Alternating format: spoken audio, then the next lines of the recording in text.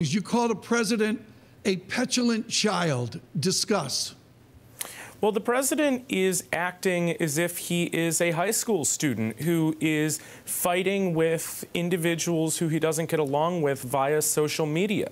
That is not the way that an American president, or frankly any professional, should behave himself, particularly one whose words and whose broader rhetoric can have such significant short-term and long-term effects on the American economy. I mean, I look at this right now, and then I wonder who the adult in the room is. We have a military adult, supposedly in the Secretary of Defense, General Mattis. Is Secretary Mnuchin enough, or is the first-order condition that we need someone like a Secretary Diamond?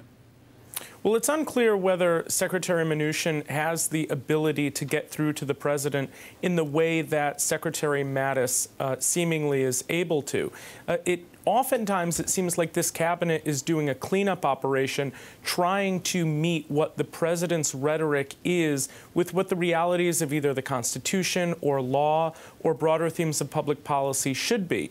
Steve Mnuchin hasn't done a great job of that thus far, but as the president's rhetoric really clamps down on the economy, a lot of eyes are going to be turned to him to do exactly that. John, how do the Democrats take advantage of this? Well, Democrats can take advantage of this in two very different ways. First, they can paint the president as someone who is unstable, as someone who is acting in ways that are beneath the presidency, and as someone who is using his Twitter account in ways that damage the economy.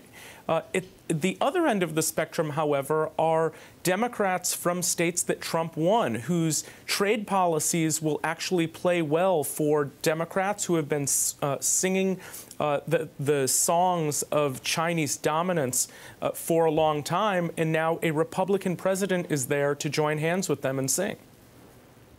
Do you think that the president, and you talk about his actions on Twitter, do you think that the president will curtail this activity into the midterms or ramp it up? Oh, I think the president is not going to be shy in the lead up to the midterms. I think as the president moves forward, he sees his ability to communicate with the American public via social media as an important part of his presidency. Whether that frustrates fellow Republicans, whether that frustrates White House staffers, doesn't matter. He sees that as his important communication tool, and he also thinks he gets a big bang for his buck.